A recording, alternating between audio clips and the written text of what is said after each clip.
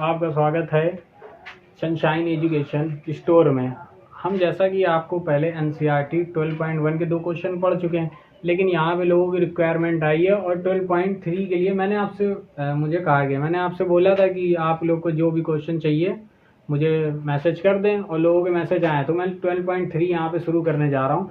बाकी के क्वेश्चन आपको प्लेलिस्ट में लाइन से मिल जाएंगे, ऐसा नहीं है मैं उनको क्विट कर दूंगा या छोड़ दूंगा, ऐसा कुछ नहीं है। बाकी क्वेश्चन आपको प्लेलिस्ट में मिल जाएंगे, इसके बाद आपको मिलने वाले हैं। लेकिन लोगों की रिक्वायरमेंट इसकी आई है क्योंकि इसमें अच्छे क्वेश्चन है और टफ क्वेश्चन है। तो फिर हम आज 12.3 का पहला क्वेश्चन देखते हैं आज, ठीक है। तो पहला क्वेश्चन इंग्लिश में लिखा है, find the area of shaded region in the given figure if PQ 24 centimetre, PR 7 centimetre and O is the centre of the circle.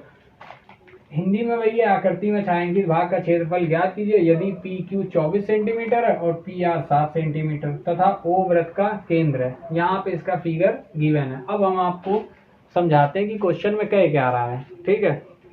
तो देखिए क्वेश्चन में कह रहा है कि हिंदी में find the area of shaded reason. Shaded region से मतलब है ये इसमें देखिए हिंदी में छायांकित भाग और इंग्लिश में शेडेड रीजन। शेडेड रीजन आपको ये दिख रहा है, ये देखिए रेड रेड से जितना है ये शेडेड रीजन। हमें इसका एरिया फाइंड करना है, सीधे से बात ये कह रहा है बस। बाकी हमको इसने मेजरमेंट PQ, आपको PQ दिख रही है, ये देखिए ये दे दी हमको 24, तो 24 आप लिख लीजिए यहाँ पे। बाकी उसने PR दे दिया है 7, PR 7 लिख दी। सिंपल सा क्वेश्चन है, अभी हम आपको समझाएंगे, ठीक है। O वृत्त का सेंटर केंद्र है, ये दे दिया गया सेंटर और केंद्र। आपको इंग्लिश और हिंदी में कितना समझ में आया हमको एक बार बताइए, मैं फिर आपको बता सकता हूँ, ठीक है। हम आपको बता चुके हैं, जैसा कि हम आपको बता चुके हैं कि देखिए फिगर बना है और क्वेश्चन हम आपको पहले बता चुके हैं कि शेडेड एरिया का रीजन निकालना है आपको एरिया। अब आप देखिए उसमें निकालेंगे कैसे। देखिए सबसे पहले आपको पता होना चाहिए आपको किस चीज़ के फार्मूले पता है। आपको ट्रायंगल के फार्मूले पता होते हैं, आपको सर्किल के फार्मूले पता होते हैं, आपको स्क्वायर यानी कि वर्ग के फार्मूले पता होते हैं, आपको रेक्टेंगल यानी आयत के फार्मूले पता होते हैं, ठीक है। और तो यहाँ पे देखिए आप, ऐसा नहीं है कि इसका कोई फार्मूला हो। ये देखिए ये शेडेड एरिया जिसका निकालना है, इसका कोई फार्मूला नहीं होता है, तो आप इसका फार्मूला नहीं लगा सकते हैं, ठीक है। जिसका फार्मूला होता है आप उसी का लगा सकते हैं मेंसुरेशन में, ऐसा नहीं अपने मन से आप फार्मूला लगाएंगे। तो देखिए हम आपको दिखा रहे हैं, ये देखिए आप इतना पोर्शन देखिए हाफ, ठीक है। हाफ पोर्शन आपको शेडेड एरिया निकालना है, ये ठीक है ना। तो देखिए इसको हम कैसे निकाल सकते हैं, अगर हम इसको रफ कर दें, अपना ओरिजिनल फिगर आप अपने पास रखिएगा जरूर। ये देखिए इसको हमने रफ कर दिया। अब देखिए आपको एक ट्रायंगल दिख रहा है और एक सेमी सर्किल दिख रहा है। देखिए ये आपको दिख रहा है, मैं फिर से बना देता हूँ, ये दिख रहा है आपको सेमी सर्किल, और ये देखिए बीच में दिख रहा है आपको ट्रायंगल। दिख रहा है कि नहीं,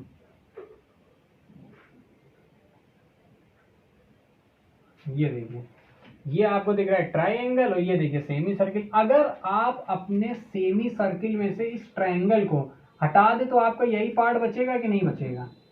सही से देखिएगा आपको फिगर, अगर आप अपने सेमी सर्किल में, अगर आप अपने फिर से देखिए सेमी सर्किल में ट्रायंगल को हटा दें तो आपका यही शेडेड एरिया बचेगा कि नहीं बचेगा। देखिए हम दिखाते हैं आपको, ये देखिए आपने, ये देखिए हटा दिया, देखिए शेडेड एरिया बचा कि नहीं बचा। ये देखिए ये और ये बचा, ये शेडेड एरिया।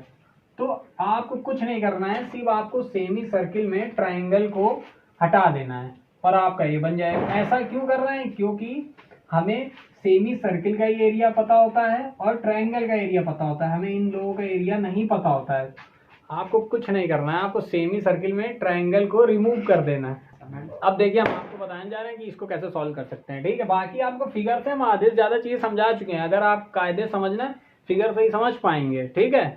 अब देखिए फार्मूले से दिखाते हैं। अब आपको शेडेड एरिया यानी छायांकित भाग का निकालना है, तो आप लिखिए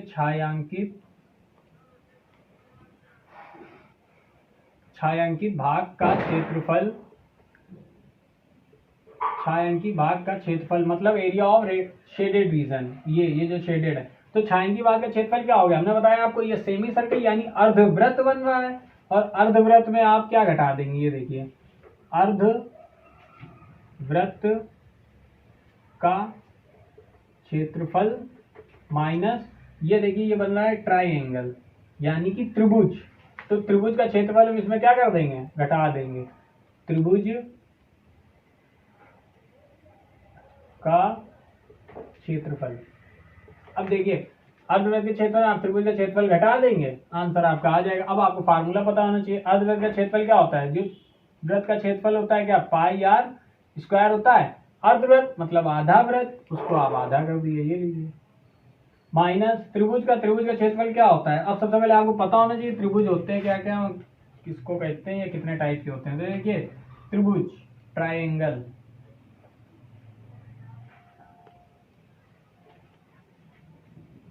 देखिए ट्राइंगल कई टाइप के होते हैं। ये जो आपका ट्राइंगल है, ये हम बता दे रहे हैं, ये है समकोण त्रिभुज, यानी राइट एंगल ट्राइंगल। ये समकोण त्रिभुज की प्रॉपर्टी होती है कि एक एंगल 90 का होना चाहिए।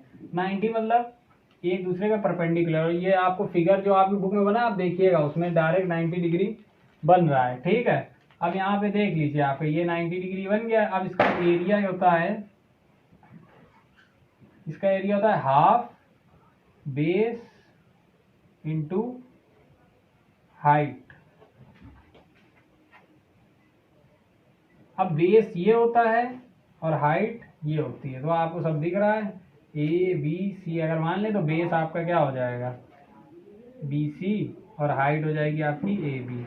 बस सेम एज इट इज यहाँ पे भी करना है, आपको कुछ करना ही। त्रिभुज का क्षेत्रफल है, ये समकोण त्रिभुज है, और समकोण त्रिभुज का फार्मूला हम आपको बता चुके हैं। तो ये आ जाएगा हाफ बेस, या आधार कर लें हिंदी वाले हैं, अगर हिंदी में चलना है तो आधार इंटू ऊंचाई। सब आपको गिवन है। देखिए यहाँ पे रेडियस आपको निकालनी पड़ेगी। देखिए अब सबसे पहली बात, क्योंकि यहाँ पे देखिए त्रिज्या, पाई की वैल्यू आपको पता ही है 22/7, ठीक है। अब ये 2 है, दो आपको 1/2 करके लिख लिए यहाँ पे।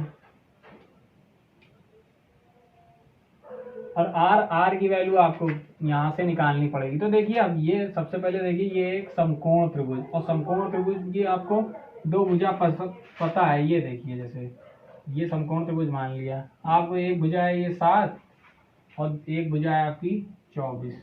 आपने ट्रिग्नोमेट्री में आपने पढ़ा होगा पाइथागोरस थ्योरम। पाइथागोरस थ्योरम होती है जो समकोण त्रिभुज में ही लगती है, और वो होती है कर्ण का स्क्वायर प्लस आधार का स्क्वायर और ऊंचाई का स्क्वायर, यानी कि आपके जो होता है बेस। ये देखिए ये है आपका। अब देखिए समकोण त्रिभुज में ये लगती है पाइथागोरस थ्योरम। अगर आपको 2 भुजा पता है, तीसरी भुजा निकालने के लिए आपको पाइथागोरस क्या लगानी पड़ती है, थ्योरम। तो पाइथागोरस थ्योरम होती है कर्ण का स्क्वायर बराबर लंब का स्क्वायर प्लस आधार का स्क्वायर। अब देखिए कर्ण यहाँ पे क्या है, कर्ण होती है जो त्रिभुज की सबसे बड़ी भुजा होगी वो कर्ण होती है। तो कर्ण आपको सीधे दिख रही, देखिए सबसे बड़ी भुजा कर्ण, ठीक है। कर्ण आपको निकालना है, क्योंकि यहाँ पे ये दी नहीं गई है, इसलिए कर्ण आपको निकालना है, ठीक है। तो अब देखिए अब यहाँ पे कर्ण आपको निकालना है। कर्ण आ गया तो आपको क्या आ जाएगा, व्यास आ जाएगा त्रिभुज का, मतलब उस डायामीटर सर्किल का, ठीक है, उसी को व्यास बोलते हैं। अब आपका व्यास आ जाएगा, जो व्यास है यहाँ पे वही त्रिभुज का कर्ण है। तो देखिए अब कर्ण का स्क्वायर हो गया। लंब कितना दिया गया आपको, देखिए वही परपेंडिकुलर 24, तो ये आ जाएगा 24 का स्क्वायर प्लस आधार कितना है 7, तो 7 का स्क्वायर लिख लिया आपने।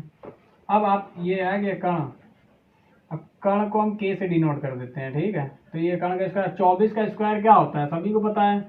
24 का स्क्वायर नहीं पता है जिसको, 24 इंटू 24। अब देखिए 4 4 जा 16 हो गया, 6 1 कैरी, 4 2 जा 8 9। अब ये देखिए 4 2 जा 8 और 2 2 जा 4। अब ये देखिए आ गया 6 और 9 8 7 1 कैरी, ये आ गया 5 7 6, ठीक है। तो यहाँ 5 7 6 आपने पुट कर दिया। प्लस 7 की जगह सबको पता है, अगर नहीं पता तो आप इसको भी कर सकते हैं, 7 इंटू 7 49 हो जाएगा, ठीक है। इजी है, वैसे ही आप कर सकते हैं। स्क्वायर का मतलब ये होता है 2 बार लिखा है इसको, ये जो ऊपर लगा है इसको स्क्वायर बोलते हैं, इसको वर्ग भी बोलते हैं हिंदी में, ठीक है। अब k का स्क्वायर बराबर, इसको ऐड कर दिया, आ जाएगा 625।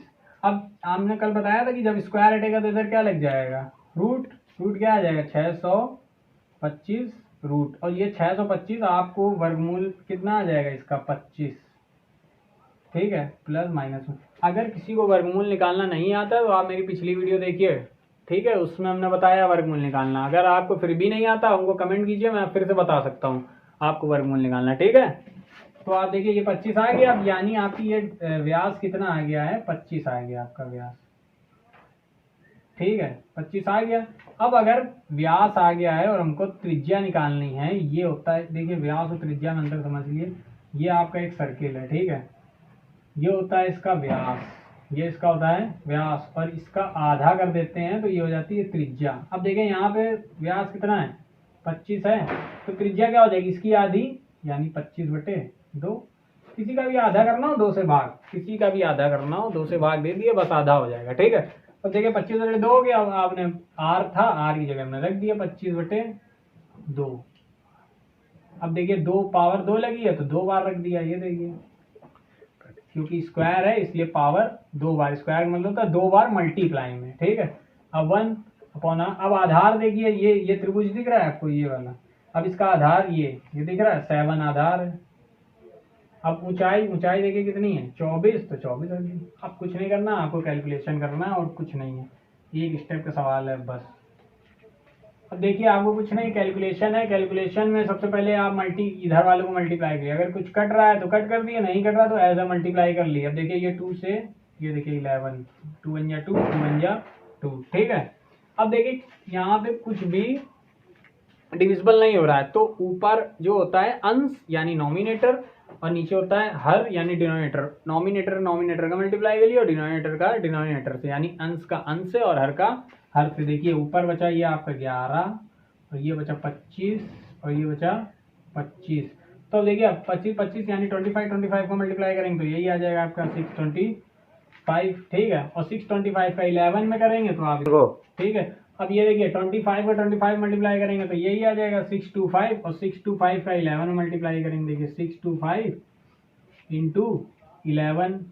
अब डिनोमिनेटर का ये देखिए 7 2 और 2, 6 7 4 जा 21 4, और 1 4 का इसमें करेंगे 28 आ जाएगा, ठीक है।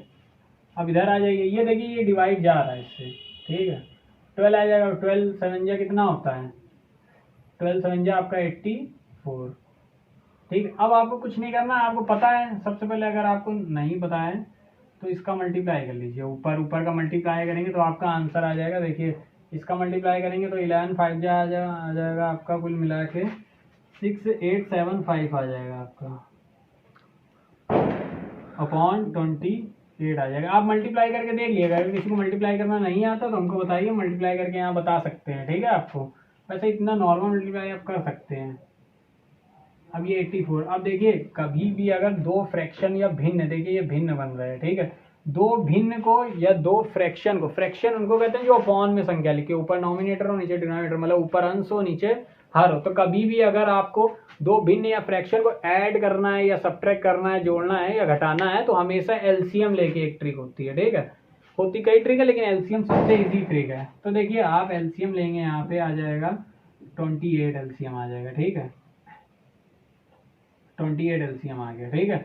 अब 28 एलसीएम आ गया, 28 टेबल में ये 1 टाइम आता है तो 1 का यहाँ मल्टीप्लाई हो जाता है, तो 1 का यहाँ मल्टीप्लाई होगा तो यही आ जाएगा, ठीक है, 6 8 7 5, ठीक है। अब यहाँ पे हम जब कुछ नहीं होता तो मान लेते हैं 1 के टेबल में 28 कितने टाइम में आएगा, आपको सबको पता है 28 टाइम में, तो 28 का यहाँ मल्टीप्लाई कर लेते हैं। अब इसका मल्टीप्लाई कर लेंगे, अगर आपको साइड में मल्टीप्लाई साइड में मल्टीप्लाई, वैसे आंसर इसका आ जाएगा, इसका आंसर आपको आएगा 2352 आ जाएगा, ठीक है। आप लोग मल्टीप्लाई करके चेक कर लीजिएगा, वैसे आंसर सही है मेरा, ठीक है। आप अपना चेक कर लीजिए, अगर आपको नहीं आता मल्टीप्लाई करना भी तो मल्टीप्लाई भी आपको बता सकते हैं, ठीक है। आप अपना साइड में मल्टीप्लाई कर लीजिए, चेक कर लिए वीडियो मेरा रोक के, या आप कहें मुझे नहीं आता तो मैं फिर से बता सकता हूँ मल्टीप्लाई, ठीक है। अब इसमें क्या कर लिए, सब्ट्रैक्ट कर लिया, सब्ट्रैक्ट करना तो ईजी यही है। अब आप सब्ट्रैक्ट इजी कर सकते हैं, 5 में 2 गया कितना आ जाएगा, 3 आ जाएगा, ठीक है। 7 में 5 गया कितना आ जाएगा, 2 आ जाएगा। 8 में 3 गया कितना आ जाएगा, 5 आ जाएगा। और 6 में 2 गया 4, ठीक है, और अपॉन 28, यही इसका आंसर हो जाएगा। अब देखिए एरिया निकाला है ना, तो एरिया कभी भी निकालिएगा तो हमेशा किसमें आएगा, सेंटीमीटर स्क्वायर में, ये याद रखिएगा, ये सब सेंटीमीटर में होंगे, इसीलिए ये सेंटीमीटर स्क्वायर में, अगर ये सब मीटर में हो तो मीटर स्क्वायर, ये आप याद रखिएगा, ठीक है। तो ये आपका पहला क्वेश्चन सॉल्व हो गया। अगर आपको समझ में आया तो आप कमेंट में बताइए, ठीक है। और भी अगर रिक्वायरमेंट हो, जैसे कि ये मेरे पास रिक्वायरमेंट क्वेश्चन है, ये मैं 20 से पढ़ा रहा हूँ 12.3, तो ये मेरे पास रिक्वायरमेंट क्वेश्चन है। आपके पास और रिक्वायरमेंट है तो मैं और वीडियो बना के अपलोड कर सकता हूँ, ठीक है। अगर आपको अच्छा लगे तो हमारे चैनल को लाइक करें, सब्सक्राइब करें। क्वेश्चन है पहला हम आपको बता चुके हैं, अब ये दूसरा बताने जा रहे हैं, ठीक है। देखिए आप लोग क्या कह रहा है इसमें कह रहा है, हम आपको क्वेश्चन बता रहे हैं, find the area of shaded region in the given figure, the radius of 2 concrete circle with the centre O are 7 centimetre and 12 centimetre respectively and AOC 40 degree. अब हिंदी में इन कह रहा है OB और OC केंद्र O तथा त्रिज्या 7 सेंटीमीटर और 14 सेंटीमीटर वाले दो सकेंद्री वृत्तों के क्रमशः दो चाप हैं। यदि AOC 40 डिग्री है तो छायांकित भाग का क्षेत्रफल ज्ञात कीजिए। अब देखिए जैसा कि आपको यहाँ फिगर दिया गया, फिगर में सब नजर आ रहा है, ठीक है। आपको कुछ करने की जरूरत है नहीं। आपको जो एरिया फाइंड करना है, सबसे पहले छायांकित भाग का, ये यहाँ पे हमें ये फाइंड करना है, यहाँ पे शेडेड रीजन। तो फिगर में देखिए आपको छायांकित भाग नहीं दिख रहा है, आपकी अपने बुक में देखेंगे तो यहाँ पे शेडेड पार्ट है आपका, देखिएगा जाके, ठीक है। यहाँ पे आपका शेडेड पार्ट है फिगर में, इसी का एरिया आपको फाइंड करना है। अब आप बहुत अच्छी तरह जानते हैं कि शेडेड एरिया का कोई फार्मूले नहीं होते हैं, फार्मूले होते हैं तो ट्रिग्नोमेट्री में फार्मूले आपके होंगे तो किसमें होंगे, ट्रायंगल के होंगे, या तो वर्ग के होंगे, या आयत के होंगे, या सर्किल के होंगे। और एक फार्मूला सेक्टर का, मोस्ट इंपॉर्टेंट, जो हिंदी में बोलते हैं त्रिज्यखंड, क्योंकि त्रिज्यखंड का फार्मूला ही यहाँ लगेगा। चलिए आपको दिखाते हैं आगे, ठीक है। लीजिए आप लोग, ये चीज मोस्ट इंपॉर्टेंट है क्वेश्चन में, सकेंद्री वृत्त। हम बताएंगे सकेंद्री वृत्त होते क्या हो, ये कॉन्क्रीट, ठीक है ना। ये आपको पता होना चाहिए तभी आप क्वेश्चन कर पाएंगे, वरना नहीं कर पाएंगे। देखिए हम बताते हैं ये होते क्या है। ये होते हैं जैसे दो वृत्त हैं जिनका सेंटर एक हो, इन्हें बोलते हैं हम सकेंद्री वृत्त, ठीक है। ये याद रखिएगा आप लोग, बस क्वेश्चन में दो ही चीज है समझने वाली, ठीक है, जिसको इंग्लिश में बोलते हैं आप कॉन्सेंट्रिक, ठीक है। तो क्वेश्चन समझ में आ गया आप लोगों को, आगे हम समझाते हैं, ठीक है। अब देखिए हम आपको क्वेश्चन बताते हैं, ये क्वेश्चन है। देखिए अब आपको वहां पे कह रहा था कि हमें ये छायांकित भाग का क्षेत्रफल निकालना है, ठीक है, दिख रहा है ना, छायांकित भाग का क्षेत्रफल यानी एरिया में फाइंड करना है। अब देखिए आप कैसे करेंगे, एक फार्मूला होता है, आपको याद रखना पड़ेगा। एक फार्मूला होता है त्रिज्यखंड का क्षेत्रफल, त्रिज्यखंड का क्षेत्रफल, तो यानी कि त्रिज्यखंड को बोलते हैं इंग्लिश में सेक्टर, एरिया ऑफ सेक्टर, ठीक है। तो एरिया ऑफ सेक्टर आपका हो जाएगा पाई r स्क्वायर थीटा अपॉन 360, ठीक है। आप r की वैल्यू आपको पता ही है क्योंकि इसमें दी गई है। आप उसमें देखिएगा r की वैल्यू आपको गिवन है, ये 7 दी गई है आपको, OB 7 दी गई है, और ये आपको 14 दी गई है, ठीक है, बड़े वाले सर्किल की ये 14 दी गई है आपको, और वो 7 दी गई है, ठीक है। तो आपको रेडियस दोनों गिवन है, रेडियस दोनों आपको गिवन है, ठीक है, रेडियस आपको दोनों गिवन है। आपको कुछ करना ही नहीं है। देखिए यहाँ पे दो सेक्टर बन रहे हैं, सही से देखिएगा, हम आपको यहाँ पे समझाते हैं, ठीक है। ये अगर हम इसको फिगर को ऐसे कर लें, ये देखिए दो सेक्टर दिख रहे हैं आपको, एक ये सेक्टर दिख रहा है और एक ये सेक्टर दिख रहा है। अगर हम आपको बड़े वाले सेक्टर में, यानी कि हम जैसे नाम दे देते हैं तब आपको समझ में आएगा। देखिए हम अगर OAC में OBD घटा दें, अगर हम इसको यहाँ से रिमूव कर दें, OAC में OBD हटा दें, ये देखिए हटा दिया, तो देखिए यही बचेगा कि नहीं, ये इसी का तो एरिया में फाइंड करना है। दिखा आपको कि नहीं दिखा? तो हमें कुछ नहीं करना है, बस यही करना है, हमें बड़े वाले सेक्टर में छोटे वाले सेक्टर को घटा देना है। और हम निकालेंगे कैसे बड़े वाले सेक्टर के एरिया छोटे वाले सेक्टर के एरिया, तो हमें ये फार्मूला दिया गया, हमें कुछ करना ही नहीं है, ठीक। आप फिगर से भी समझ सकते हैं पूरा का पूरा क्वेश्चन, सिर्फ और सिर्फ कैलकुलेशन आपके बेस है, और फार्मूला सब आपको यहाँ पे लिख दिया गया है, ठीक है। फिगर में ही सब कुछ छुपा है ये क्वेश्चनों में। अच्छे क्वेश्चन है इसीलिए मैं आपको बता रहा हूँ, ठीक है। तो अब देखिए, अब बड़ा वाला सेक्टर का नाम क्या है, देखिए बड़ा वाला सेक्टर क्या है, OAC बोल सकते हैं हम कि नहीं, देखिए सामने दिख रहा है। तो हम यहाँ लिख सकते हैं कि छायांकित भाग का क्षेत्रफल, छायांकित भाग का क्षेत्रफल बराबर क्या हो जाएगा आपका। अब हमने बताया छायांकित भाग का क्षेत्रफल क्या हो जाएगा, बड़ा वाला सेक्टर, आप यहाँ भी देख सकते हैं, यहाँ भी देख सकते हैं, ये अलग से फिगर बना है, और ये छोटा वाला और ये छोटा वाला सेक्टर यानी त्रिज्यखंड, ठीक है। तो बड़ा वाला त्रिज्यखंड क्या है, यानी कि OAC का क्षेत्रफल माइनस, अब छोटा वाला क्या है, OBD का क्षेत्रफल। बस आपको यही शेडेड रीजन तो बचेगा। अभी मैंने बताया कि बड़े वाले में आप ये छोटा वाला रिमूव कर दें, देखिए शेडेड बच जाएगा, ठीक है। कुछ करना ही नहीं है, अब आपको बस फार्मूले रखना है। अब देखिए OAC का क्षेत्रफल, यानी ये OAC एक सेक्टर है यानी त्रिज्यखंड है, और त्रिज्यखंड का फार्मूला आपको लिखा है पाई r स्क्वायर थीटा अपॉन 360। इधर आ जाइए, OBD भी एक त्रिज्यखंड है, और त्रिज्यखंड का फार्मूला ये आपको पता ही है, तो ये भी क्या हो जाएगा, पाई r स्क्वायर थीटा अपॉन 360, ठीक है। अब आपको कुछ करना ही नहीं है, सबकी वैल्यू पुट कर दी। पाई की वैल्यू क्या हो जाएगी, 22/7, सबको पता है, नहीं पता हो तो आप याद कर लीजिए। पाई की वैल्यू 22/7, और अगर डेसिमल में या दशमलव में पूछे तो याद रखिएगा 3.14 होती है, ठीक है। तो अब ये यहाँ पे त्रिज्या, अब देखिए OAC का, तो OAC कहाँ बनेगी, OAC, अब इसकी त्रिज्या देखिए क्या है, ये देखिए बड़े वाले की त्रिज्या सवाल में दी है, यहाँ फिगर बनी, देखिए 14 दिख रही है आपको कि नहीं ये, तो आप ये देख लिया, इसकी त्रिज्या आपकी क्या हो जाएगी, 14 हो जाएगी, ठीक है। तो आप यहाँ की क्या रख देंगे, 14 × 14। अब देखिए थीटा आपको दिया गया है, देखिए दिख रहा है ना 40 डिग्री, सवाल आप पढ़िएगा उसमें 40 दिया गया, फिगर में भी आपको मेंशन है, थीटा हो जाएगा 40 माइनस, अब इधर भी आ जाएगा, इधर भी क्या हो जाएगा, पाई की वैल्यू 22/7, आर की वैल्यू, अब देखिए ये ROBD का क्षेत्रफल है, तो OBD में आर कितनी दी गई है, देखिए 7, OBD में आर 7 दी गई है, ठीक है, दिख रही होगी। तो यानी स्क्वायर लगाया तो यहाँ इसको भी हम 2 बार लिख देंगे कैलकुलेशन इजी करने के लिए। थीटा फिर से भाई आपका 40/360।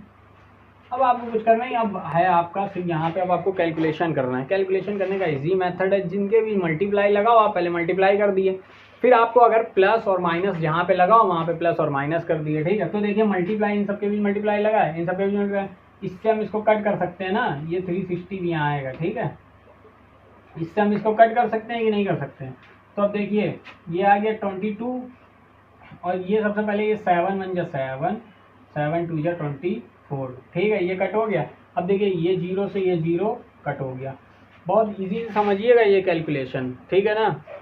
अब देखिए ये 4 1 जा 4 और 4 9 जा 36, ठीक है ना, बिल्कुल इजी। अब किसी से कुछ कट रहा है, आप देख लिए कुछ है नहीं, क्योंकि यहाँ 9 है, ऊपर 9 का कोई डिविजिबल है नहीं, और नीचे क्या कहते हैं ये 1 है, 1 से कोई 1 सबसे डिविजिबल है, 1 की कोई वैल्यू नहीं नीचे नॉमिनेटर में या हर में, ठीक है। अब ऊपर वालों का आप क्या कर देंगे, मल्टीप्लाई, ठीक है, और नीचे वालों को ऐसे ही लिख लेंगे। तो ऊपर मल्टीप्लाई कर लेंगे, मल्टीप्लाई करना अगर नहीं आता है तो 22 का 2 में करेंगे तो 44, और 44 का कर देंगे आप 14 में, तो 44 का 14 में करेंगे तो क्या आ जाएगा, 14 4 जा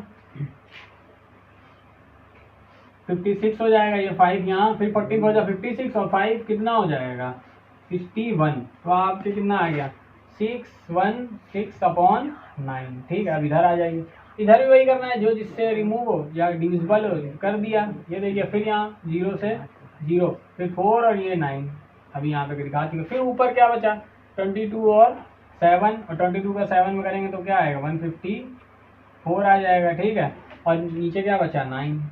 अब इनके बीच क्या लगा है, देखिए सबट्रैक्ट का सिंबल लगा है ना, घटाने का, तो घटा दीजिए। और याद रखिएगा, फिर आपको एक बार बता रहे हैं, जहाँ पे भी आपकी 2 भिन्न दी जाए, उनको जोड़ना हो या घटाना हो तो हमेशा एलसीएम लेके, लेकिन जब उनके हर यानी डिनोमिनेटर इक्वल हो तो हम कुछ नहीं करते हैं, वो नॉमिनेटर जो अंश होते हैं उनको बस सबट्रैक्ट कर देते हैं। देखिए यहाँ पे हर जिनका डिनोमिनेटर देखिए इक्वल है ना, तो हमें कुछ नहीं करना है, बस इससे इसको क्या कर देना है सबट्रैक्ट। तो देखिए 6 में 4 क्या आ जाएगा 2 आपका, और इधर से 1 11 में 5 जाएगा, क्या हो जाएगा 6। अब 6 में 1 इधर 5 कैरी गई, 5 में 1 गया, क्या हो जाएगा 4/, 9। ये इसका आ गया शेडेड रीजन का एरिया आ गया। अब ये सब आपको सेंटीमीटर में दिया गया तो ये क्या हो जाएगा सेंटीमीटर स्क्वायर। हमने कल भी बताया था, फिर से बता रहे हैं कि क्षेत्रफल हमेशा किस में निकलता है, सेंटीमीटर स्क्वायर में निकलता है। ठीक है, ठीक है। आपको अगर ये क्वेश्चन समझ में आया हो तो फिर अब मैं नेक्स्ट क्वेश्चन बताता हूँ आपको। ठीक है, अब देखिए आपके सामने ये दूसरा सवाल है, ये 12.3 का ही है, तीसरा क्वेश्चन है। ठीक है, अब देखिए इसमें क्या कह रहा है, इसमें कह रहा है find the area of shaded region in the given figure where a circular arc of और radius 6 centimetre has been drawn with vertex of O and equilateral triangle OAB of side 12 cm as a center। अब यहाँ पे कह रहा है निम्न आकृति में छायांकित भाग का क्षेत्रफल ज्ञात कीजिए जहाँ भुजा 12 सेंटीमीटर एक समबाहु त्रिभुज OAB के शीर्ष O को केंद्र मानकर 6 सेंटीमीटर त्रिज्या वाले एक वृत्त की चाप खींचा गया है। ठीक है, यानी कि कुल मिला के सवाल में कह रहा है कि ये जो आपको फिगर दिख रहा है ये सवाल में आपको गिवन है। ठीक है, आपको इस पूरे का एरिया फाइंड करना है क्योंकि पूरा ही पार्ट शेडेड है। ठीक है ना, यहाँ देखिए बोल रहा है छायांकित भाग का, ये देखिए शेडेड पार्ट का, शेडेड रीजन, तो पूरा ही पार्ट शेडेड है सवाल में, ये देख लीजिए। ठीक है ना, अब इसमें भी लेकिन थोड़ी सी ट्रिक है, अभी को बताएंगे इसमें क्या कह रहा है, मतलब क्या एक्स्ट्रा हो गया है। ठीक है, तो सवाल आपको समझ में आया कि नहीं आया पहले ये बताइए। देखिए अब आपको यहाँ पता है, अब आपको यहाँ पे बताना है कि इसका शेडेड रीजन का एरिया, आप सवाल पढ़ा चुके हैं आपको। ठीक है, तो आपको देखिए यहाँ शेडेड का ये जो आकृति बनी, क्या इसका कोई फार्मूला होता है? ये आकृति कोई फार्मूला नहीं होता, लेकिन दो जिन आकृतियों को जोड़ के ये शेप बना उनका फार्मूला होता है और हमें उन्हीं का फार्मूला लगाना है। ठीक है, तो देखिए यहाँ पे एक बन रहा है, ये देखिए वृत्त बन रहा है कि नहीं, बन रहा है कि नहीं, तो एक यानी वृत्त यानी सर्किल का एक फार्मूला लगाना है। दूसरा देखिए एक ट्रायंगल दिख रहा है कि नहीं, अगर आपको फार्मूला नहीं पता है तो सर्किल का फार्मूला क्या होता है, वृत्त का क्षेत्रफल, तो आपका वृत्त का क्षेत्रफल क्या आ जाएगा, देखिए वृत्त का क्षेत्रफल आपका आ जाएगा, अभी हम बता के आए वृत्त का क्षेत्रफल क्या हो जाएगा, पाई आर स्क्वायर। ठीक है, इतना समझ में आया सबके कि नहीं आया। ठीक है, दूसरा आपको यहाँ पे क्या बन रहा है, ट्रायंगल, और सवाल में क्या रहा, समबाहु त्रिभुज यानी इक्विलेटरल ट्रायंगल। इक्विलेटरल ट्रायंगल वो होता है जिसकी तीनों साइड क्या होती हैं, इक्वल होती हैं। ठीक है, और इक्विलेटरल ट्रायंगल का एरिया होता है, मतलब समबाहु त्रिभुज का क्षेत्रफल होता है,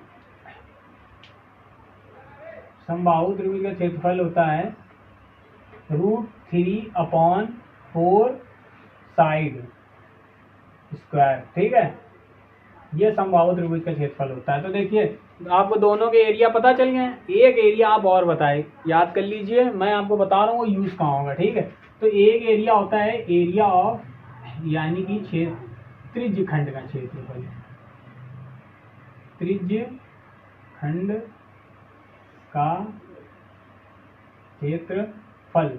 देखिए त्रिज्य खंड होता क्या है, सबसे पहले आपको ये पता होना चाहिए। ठीक है, तो त्रिज्य खंड ये होता है, किसी भी वृत्त का कटा हुआ छोटा सा भाग क्या कहलाता है, ये त्रिज्य खंड कहलाता है। ठीक है, ये किसी भी वृत्त का कटा हुआ छोटा भाग, ये होता है थीटा, ये होती है रेडियस, ये होता है त्रिज्य खंड, ये थीटा होता है और ये इसकी त्रिज्या मतलब आर होती है। ठीक है, इसका त्रिज्य खंड का क्षेत्रफल फार्मूला होता है पाई आर स्क्वायर θ/360।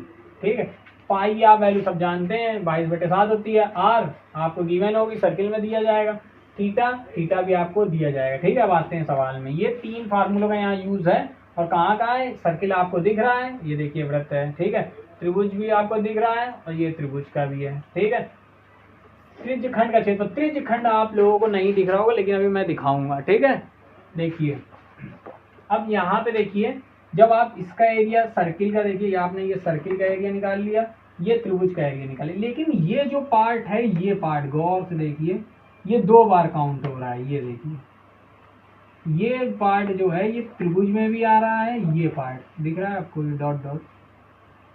ठीक है, ये पार्ट आपका त्रिभुज में भी आ रहा है और ये पार्ट आपका वृत्त में भी आ रहा है, तो 2 बार काउंट हो रहा है कि नहीं हो रहा है।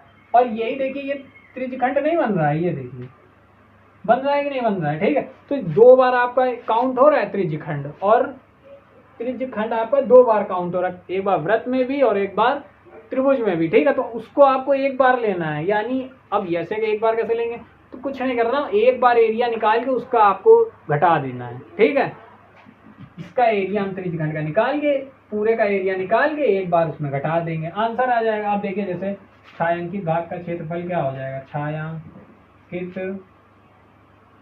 भाग का क्षेत्रफल क्या हो जाएगा, तो छायांकित भाग का क्षेत्रफल क्या होगा, ये देखिए वृत्त का क्षेत्रफल हो जाएगा कि नहीं हो जाएगा, वृत्त का क्षेत्रफल हो गया कि नहीं हो गया, ये देखिए प्लस त्रिभुज का क्षेत्रफल, और त्रिभुज कौन सा, समबाहु त्रिभुज, समबाहु त्रिभुज ये समबाहु त्रिभुज, ये सवाल क्वेश्चन में बोल रहा है, हम नहीं बोल रहे हैं, ठीक है। समबाहु त्रिभुज वो होता है जिसकी तीनों साइड क्या हो, इक्वल हो, ठीक है, और उसका एक कोण, प्रत्येक कोण जो होता है 60 डिग्री का होता है, ये भी याद रखिएगा समबाहु त्रिभुज, क्योंकि त्रिभुज के तीनों कोणों की योग 180 और 180 है तो 60 60 60 बढ़ जाता है, ठीक है। तो देखिए वृत्त का क्षेत्रफल ले आ गया, अब ये क्या आ जाएगा, समबाहु त्रिभुज का, तो समबाहु या त्रिभुज लिख लिए या समबाहु लिख लिए, ठीक है, शॉर्ट में लिख रहे हैं त्रिभुज का क्षेत्रफल, ठीक है, माइनस, अब हमने बताया था ना ये चीज, ये जो है ये 2 बार काउंट हो रहा है, ठीक है, गौर से देखिए आप लोग, ये जो है ये 2 बार काउंट हो रहा है, एक बार वृत्त के साथ भी, ये अब ज्यादा समझ में आ रहा हो, ये देखिए ये 2 बार काउंट हो रहा है, इसको साफ, ये देखिए ये 2 बार, एक बार त्रिभुज में भी और एक बार वृत्त में भी, तो 2 बार गिना जा रहा है, यानी एक बार आप उसमें क्या करें, घटा दीजिए, खत्म का। अब देखिए माइनस ये त्रिज्यखंड का क्षेत्रफल, ठीक है, इतना समझ में आया आप लोगों को कि नहीं आया, ये बताइए, त्रिज्यखंड